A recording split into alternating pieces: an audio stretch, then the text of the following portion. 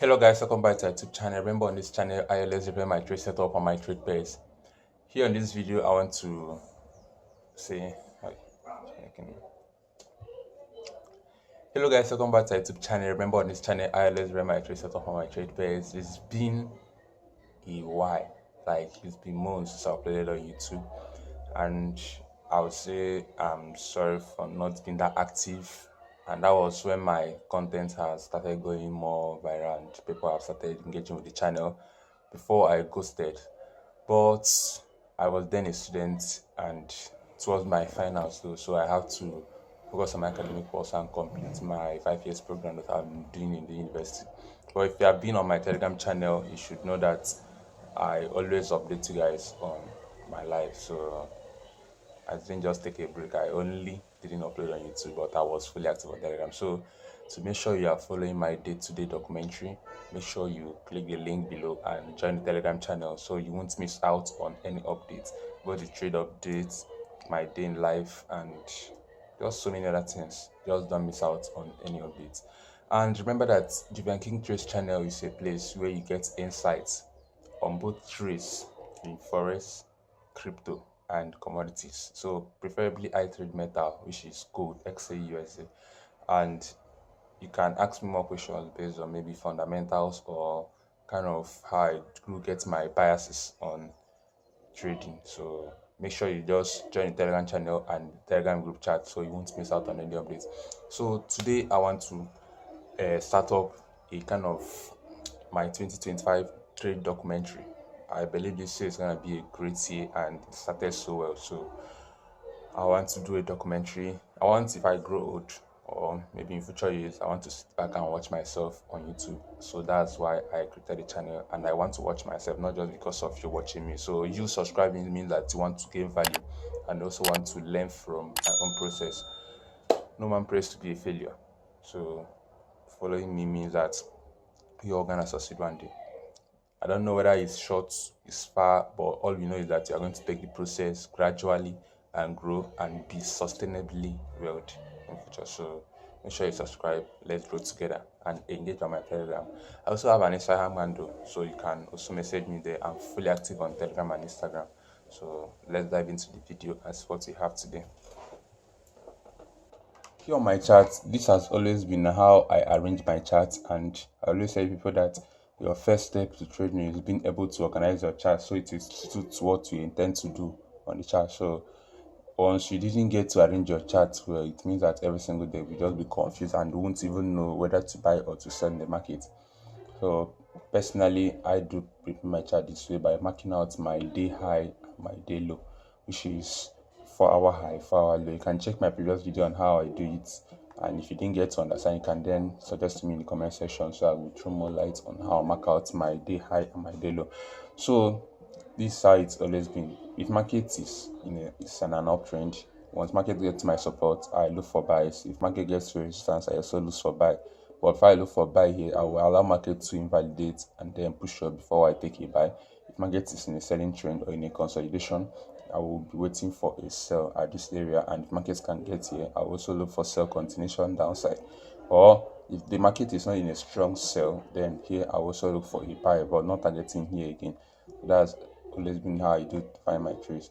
So if you check my Telegram channel, you see that every single day that I trade, I always trade off these areas. I do have other confluence that I use to pick out my trades, of which something like the fib level, the EMA 8, which is this one you can see here, the EMA 8, and my RSI. So here is my RSI too. So these are the things that I use to find my trade. So for the RSI, I preferably trade only divergences. I don't trade this overbought oversold. I don't do that. So I trade divergences, and then for EMA, I use it to confirm when we have anything like maybe a bullish momentum candle or a bearish momentum candle. We use the EMA to confirm whether that bullish momentum candle is actually a momentum candle or a fake out that is coming to grab liquidity and then invalidate the entry. So that's just how I always do my trading. So for this year, here is 1st January. Here is 1st January. So I've traded all this while I traded. I even traded this market. You can see I traded this one. I think I also traded this. I traded it on my proper account, and that was how I've been able to be catching good trades. And somehow I've passed my phase one on my first account, and then second account I'm like 5 point almost 6% up, so you can just say 5.5 or 5.7%, and that's it. So back to the trading. Here, for example, now you can see that market here was in a good uptrend, and I prefer to use my 15 minutes and 5 minutes time frame for anything like entries. So first of all, here, okay, let me just backtest from 30. Okay, let me just start here and backtest. You can see that market here was selling, and the previous day market sold off from this area, of which I took a trade here and closed around here or something. Or I think either I took the trade or I didn't take the trade based on something. So, but just know that from here you see that market has already given us enough clear like sign like this now. If you look very well, you see that this is what we call a candlestick pattern called the evening star, the main, the baby, and then the dead body. And this evening star also gave us a good rejection candlestick that looks like a hammer, a bearish hammer candlestick. So that was why the market sold all the way from here. So for example, if you wanted to trade off this area, you can just take your trade somewhere from here, and then here as a SL. So I prefer going for 1:4. So I always target 1:4, no matter my SL size. But once my SL is up to 50 pips, sometimes I do target 1:4, but I must just break even tightly. So here is that 1:4. And the market even made it up to 1:6, 1:7. Okay, it made it up to 1:7, 1:7.5. So that's how you can be catching good trade. So for here too, assuming you didn't take this trade here and you know that market is seeing a good sell, you can also take your second sell when market rejects, like market breaks and rejects from this daily support area.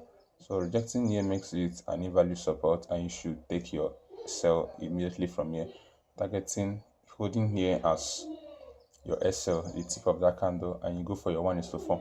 And market even dropped up to 1:5, 1:6 too from that level, almost 1:7.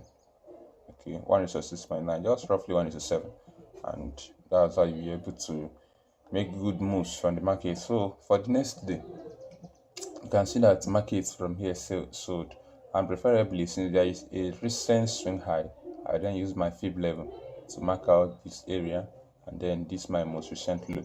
So if I mark it out, which is here, because at the point market is still making a pullback, so you just mark from that area to here.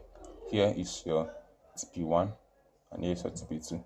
So extending it, you see that market tapped into our area of interest. Let me just extend since the market has already played out. So extending, you see that because we are in a sell trend and we are still expecting sell, so the moment market pushes up into this entry, yes, sell comes here, and then it targets here, and that's how this sweep strategy also gives me up to 1:6, 1:7, and you can see that it's 1:6. If you go for 1:7, it's not bad. 1:8, it's not bad. Well, just know that if you allow the market to play out fine in your favor. So this is how I use my fib strategy to make good moves in the market. So aside using my fib strategy, I can also use my day low and day high, which is also my support and resistance. And using my support and resistance, I will be taking this trade somewhere around here. And I think I took this trade making 6% on the account on this very day. But I think the market took me out at break even somewhere around there, so it wasn't able to drop up to that 1:6 that I was targeting, because here was my target area. So market pushed and then came back to my entry. So I entered the trade. Okay, yeah, I entered the trade as sniper, which was here, exactly here. Check my Telegram channel, my trade on 30th December. You see that I took this trade exactly as sniper, and I was going for 1:7. I can remember 1:6, 1:7, which was around here. And my target was to use this trade to pass my proper account. That was it. But as market did its own, and I was taken out somewhere around there with this switch, market then just played around this entry or something. So that was it for that trade. Now you can see that market from here rejected off from a zone. If you use the overall time frame, but I prefer using just focusing on this my trading charts. I also have my second chart where I do look out for the overall biases on the market, but preferably if you are trading with just this chart, you just know that you are looking for intraday high and lows. You are not looking for the overall. So market might be bearish like in the main time frame, but here you can get a pullback, or you can even follow the main trend. So depending, I just trade only what my strategy gives me, and this is my strategy, and I use Owanda. And for people that might like to ask about time zone, I'm in Nigeria, so I use time zone UTC+1, and that's it. I wouldn't like this video to be that too lengthy, so I want to make a kind of a part 2 of this video where you'll be able to see how I was able to make that second move of trying to sell the market, even though the high time frame was seeing a buy, but I knew that this trend is about to change. I don't want this video to be lengthy, so make sure you just wait for the part 2, which I will be posting very soon. I would like to keep you too in anticipation.